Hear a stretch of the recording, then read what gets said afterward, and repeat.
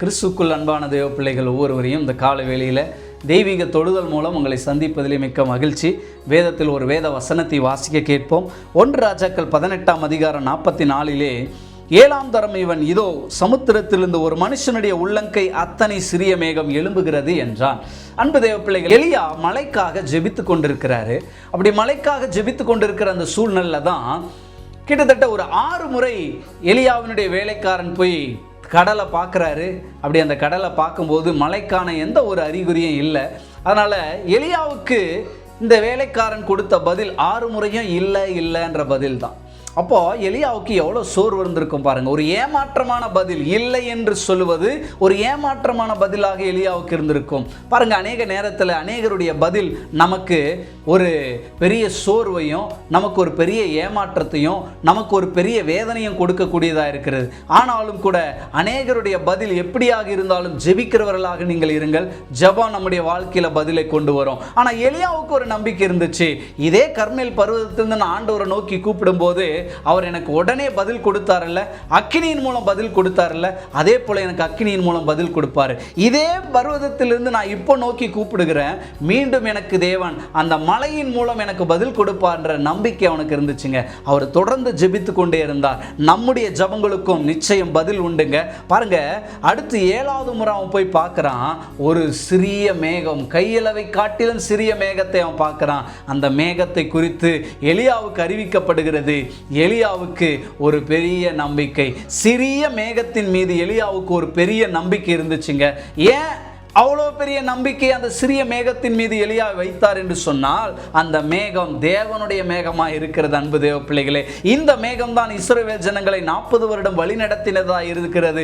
இந்த மேகம் தான் இஸ்ரவேல் ஜனங்களுடைய வாழ்க்கையில் 40 வருடங்களாக அவர்களை போஷித்து, அவர்களுக்காக யுத்தம் செஞ்சு, அவங்களை பாதுகாத்து, அவங்களை பண்படுத்தி, பராமரித்து, அவங்களை ஆசீர்வதித்து, அவங்களுக்கு அற்புதங்களை செய்த மேகமாக இருக்கிறது. ஆகையால் தான் இந்த மேகத்தை குறித்து எலியாவுக்கு ஒரு பெரிய நம்பிக்கை இருந்துச்சு. இது சாதாரணமான மேகம் இல்லை, இது சிறிய மேகமாக இருந்தாலும் இது ஒரு நம்பிக்கையின் மேகம் அப்படின்றதை எலியா அறிந்து வைத்திருந்தார். அன்பு தேவ பிள்ளைகளே, ஆண்டவர் சொல்லுகிறாரு, இந்த காலை வேளையில் அந்த சிறிய மேகத்தை கொண்டு பெரிய மலையை கட்டளையிட அவர் போதுமானவராய் இருக்கிறார். அந்த மேகம் போதுமானது அப்படின்னு சொல்லி எலியா நம்பினாரு. இந்த காலை வேளையில் நீங்களும் நம்புங்க.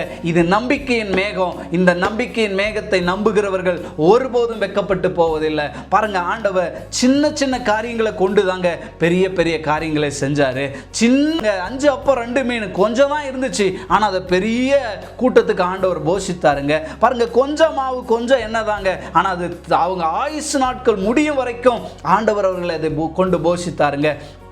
ஆண்டவர் சிறியதும் எளிமையும் புறக்கணிக்கப்பட்டதும் ஒன்றும் இல்லாததும் அற்பமானதை கொண்டு தேவன் அதிசயமான காரியங்களை செய்கிறவராக இருக்கிறார். இந்த காலை வேளையில் அந்த நம்பிக்கையின் மேகத்தை நோக்கி நாமும் ஜெபிப்போம். அந்த நம்பிக்கையின் மேகம் நம்மளை கைவிடாது.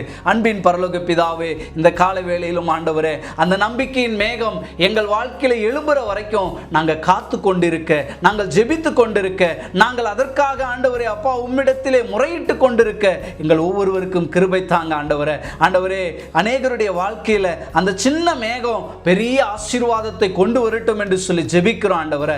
சிறிய சிறிய காரியங்கள், கொஞ்ச காரியங்கள் தான் இருக்குது, கொஞ்சம் தான் இருக்குது, அற்பமானதா இருக்கிறது, கவுண்ட் பண்ணத்தக்கதான் இருக்கிறது. ஆனாலும் ஆண்டவரே, நீங்க அதை கொண்டு பெரிய காரியங்களை செய்வதற்கு நீர் போதுமானவராய் இருக்கிறீர் ஆண்டவரே. உம் வல்லக்கரம் தொடர்ந்து எங்களுக்கான அற்புதங்களை செய்யட்டும். அந்த நம்பிக்கையின் மேகத்தை நாங்கள் ஆண்டவரை நம்பி வாழுவதற்கும், மேகத்தின் அந்த சத்தத்தை கேட்பதற்கும், மேகத்தினால் வழிநடத்தப்படுவதற்கும் எங்களுக்கு உதவி செய்துள்ளபடியாய் ஜெபிக்கிறோம். ஆசீர்வதியும் இயேசுவின் நல்ல நாமத்தில் வேண்டிக் கொள்கிறோம் பிதாவே, ஆமென். கர்த்தர் நம்ம எல்லாரையும் ஆசீர்வதிப்பாராக.